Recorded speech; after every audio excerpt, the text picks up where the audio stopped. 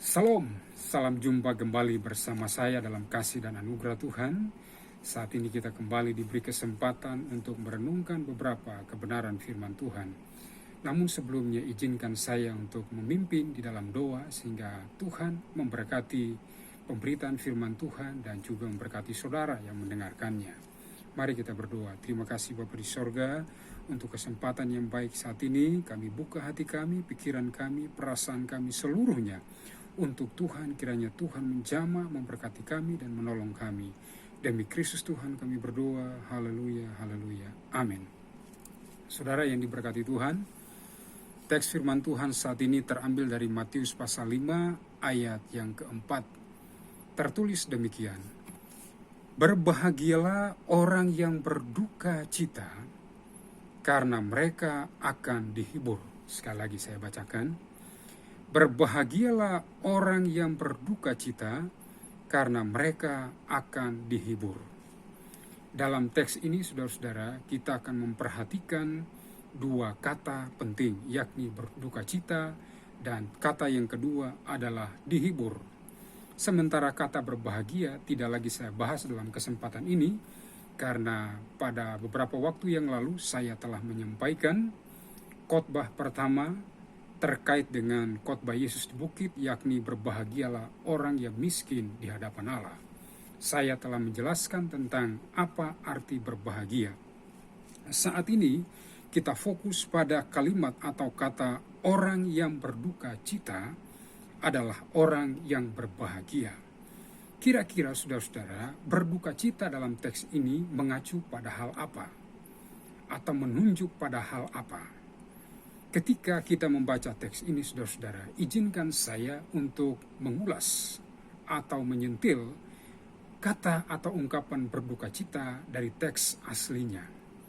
Dalam teks asli berbahasa Yunani, saudara-saudara, Matius menuliskan kata berduka cita menggunakan kata penteos. Penteos ini, saudara-saudara, diterjemahkan bukanlah duka cita biasa, melainkan duka cita yang sangat mendalam. Sehingga kata penteos atau duka cita dalam teks ini harus dipahami sebagai keadaan seseorang yang benar-benar dalam kondisi berkabung. Jadi karena bukan duka cita biasa, maka orang ini atau kondisi ini lebih tepat diterjemahkan sebagai kondisi perkabungan yang sangat mendalam. Saudaraku yang diberkati Tuhan, kata penteos ini dikaitkan dengan sebuah kenyataan atau sebuah realitas kehidupan manusia. Apa itu? Berduka cita dalam teks ini mengacu kepada dosa. Dosa, saudara-saudara, seringkali dianggap sebagai sesuatu yang lumrah. Ya, namanya manusia, pasti tidak luput dari dosa. Memang dosa, saudara-saudaraku, itu berbicara tentang bukan hanya kesalahan atau menyalahi aturan Tuhan, menyalahi hukum Tuhan. Tetapi dosa lebih tepat diterjemahkan atau diartikan sebagai sebuah tindakan yang kita lakukan di hadapan Allah dan ternyata tidak memenuhi standar atau sasaran yang tepat. Dalam bahasa Yunani, Perjanjian Baru, seringkali saudara-saudara dosa itu dijumpai dalam beberapa teks menggunakan istilah hamartia dan juga adikia. Tetapi dosa yang lebih tepat diterjemahkan atau diartikan sebagai sebuah tindakan yang menyalahi standar dan sasaran Tuhan adalah hamartia, bukan adikia.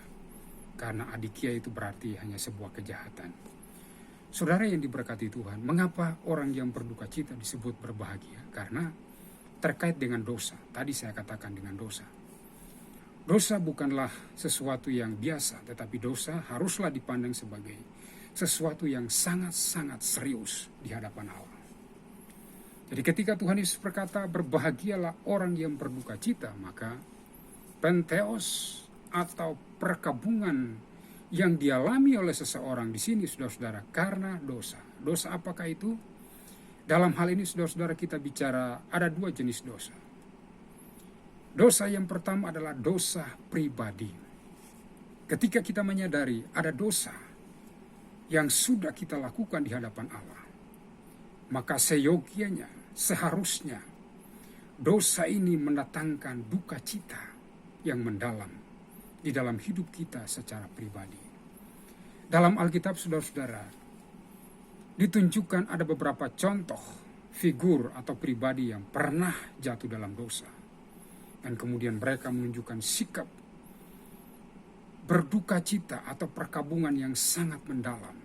Dan pada akhirnya orang-orang seperti ini dapat dikatakan telah memenuhi standar ucapan Kristus dalam khotbahnya di bukit pada kalimat yang kedua, yakni berbahagialah orang yang berduka cita. Berduka cita karena dosa pribadi yang disadari dan disesali sangat dalam. Karena dipahami bahwa dosa itu mengakibatkan sebuah kenyataan kehidupan terhadap manusia begitu dalam. Dosa menyebabkan kita terpisah dari Tuhan. Dosa menyebabkan kita kehilangan kemuliaan Allah. Dosa menyebabkan kita kehilangan kualitas hidup sebagai gambar dan rupa Allah. Itu fakta tentang dosa. Dosa menyebabkan kita kehilangan arah dan tujuan yang jelas. Sasaran kehidupan kita salah atau luncas di mata Tuhan. Pribadi yang pertama yang saya maksudkan dalam hal ini adalah Raja Daud. Dalam 2 Samuel pasal yang ke-12 mengisahkan tentang kejatuhan Daud dalam dosa. Singkat cerita, dia jatuh dalam dosa perzinahan dengan istri orang yang bernama istri Uria, Batseba. Karena dosa yang sengaja dilakukan oleh Daud begitu dalam, saudara-saudara. Bahkan dia mencoba menutupi dosanya itu dengan cara mematikan Uria, suami Batseba, dengan cara strategi yang licik. Seolah-olah Uria mati karena dia ada dalam medan pertempuran, tapi itu strategi yang dibuat oleh Daud. Dan Daud merasa sekarang dia aman untuk menjadikan Batseba sebagai istrinya. Sehingga kehamilan Batseba tidak dicurigai oleh siapapun.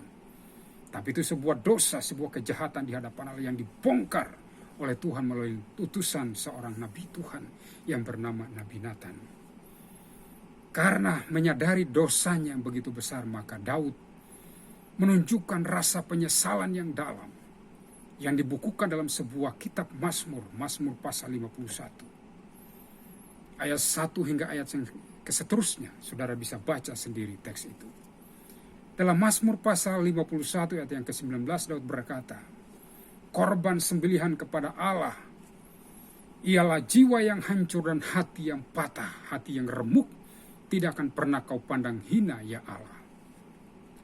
Artinya ketika Daud menyadari bahwa dia telah jatuh ke dalam dosa, maka dia menunjukkan penyesalan, rasa duka cita yang mendalam, yang kemudian melahirkan pertobatan, melahirkan pembaharuan kehidupan secara pribadi dalam diri Daud.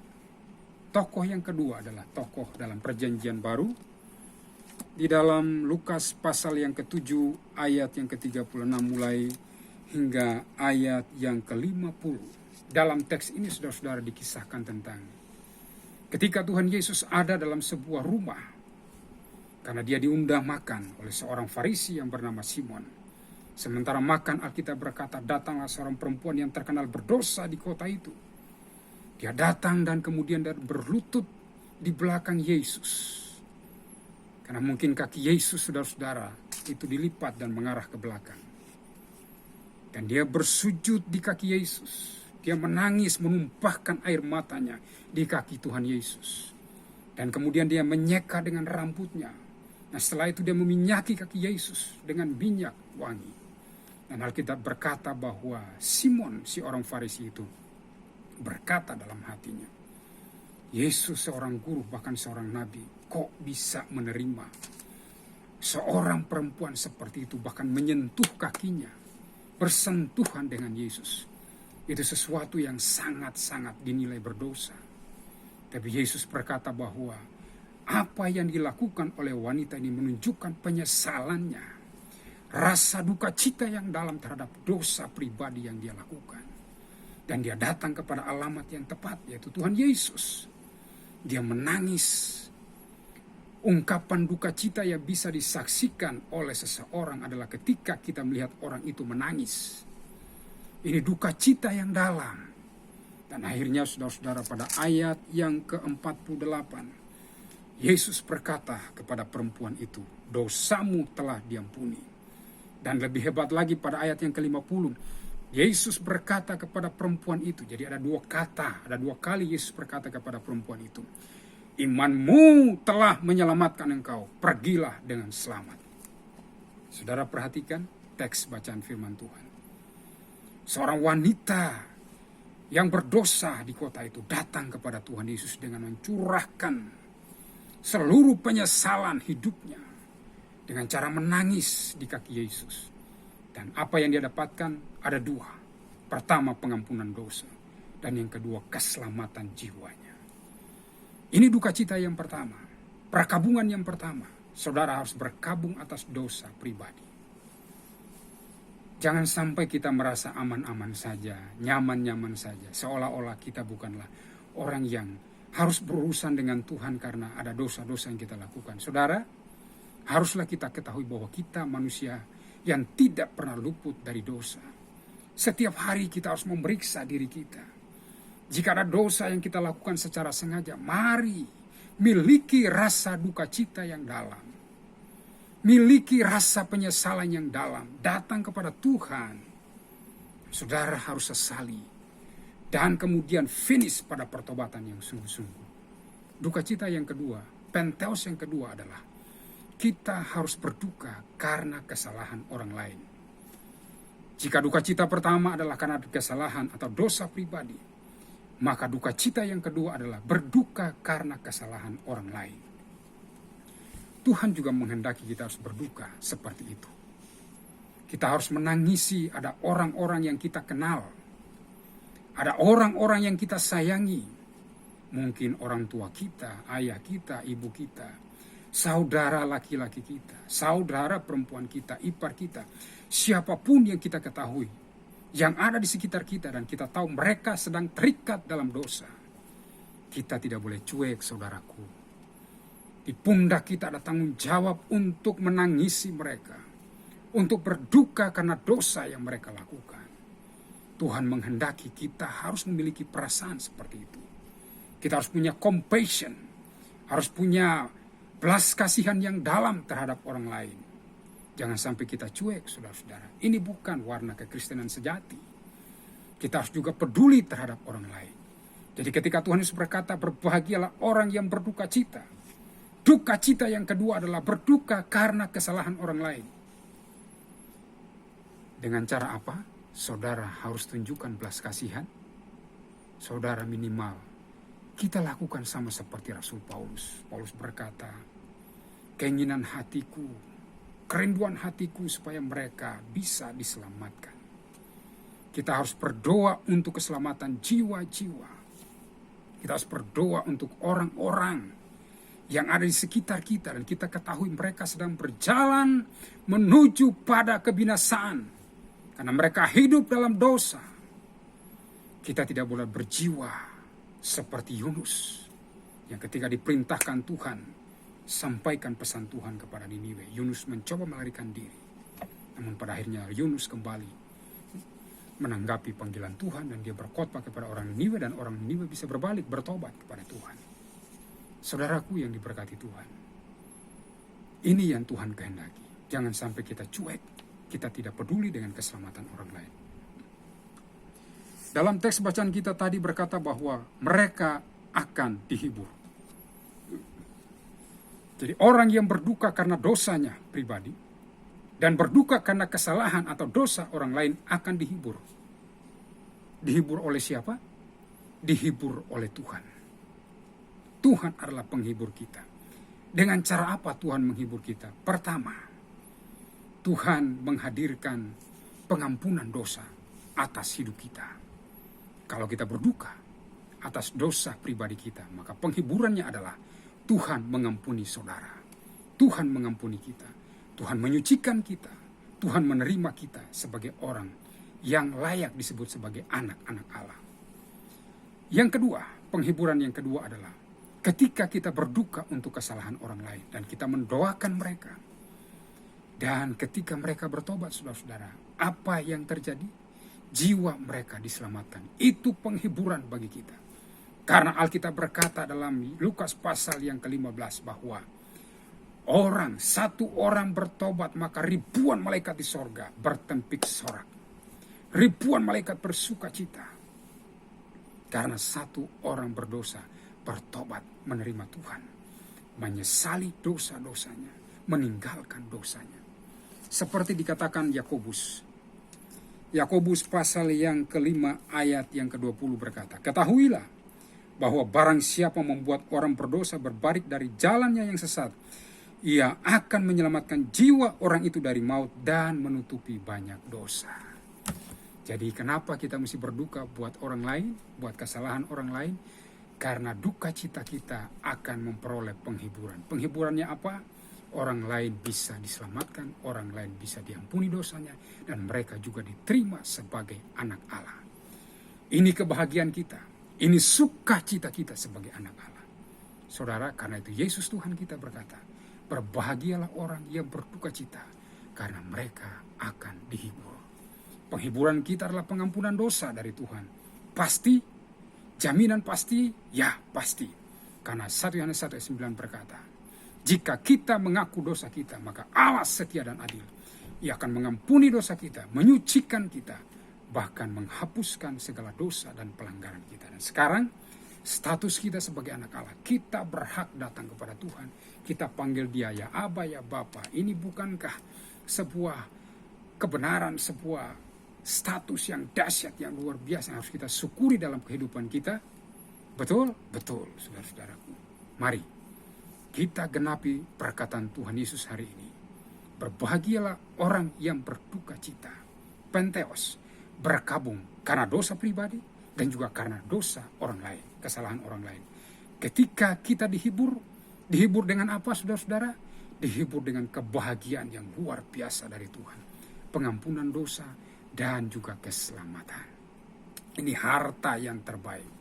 Saudara boleh punya segala-galanya, tapi kalau dosamu tidak diampuni, saudara hilang. Terhilang untuk selamanya.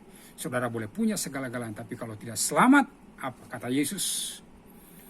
Apa gunanya seseorang memiliki harta dunia, tapi jiwanya atau nyawanya binasa? Tidak ada gunanya. Karena itu saudara, hari ini berbahagialah kita yang sudah berduka cita karena dosa. Karena kita memperoleh pengampunan Tuhan dan kita juga memperoleh keselamatan dari Tuhan. Amin buat kebenaran firman Tuhan. Mari kita berdoa. Terima kasih Bapa di sorga untuk firman Tuhan yang kami terima malam ini. Tuhan menolong kami dan memberkati kami. Biarlah kiranya kami terus berduka, menyesali dosa-dosa kami, menyesali pelanggaran-pelanggaran kami, dan juga tak lupa berdoa, juga berduka cita untuk orang-orang yang di sekitar kami. Orang-orang kami sayangi yang terikat dengan dosa, kiranya mereka pun diampuni oleh Tuhan. Terima kasih Bapa, ini doa ucapan syukur kami. Dalam nama Tuhan Yesus kami berdoa. Haleluya, haleluya. Amin, amin. Tuhan Yesus memberkati kita.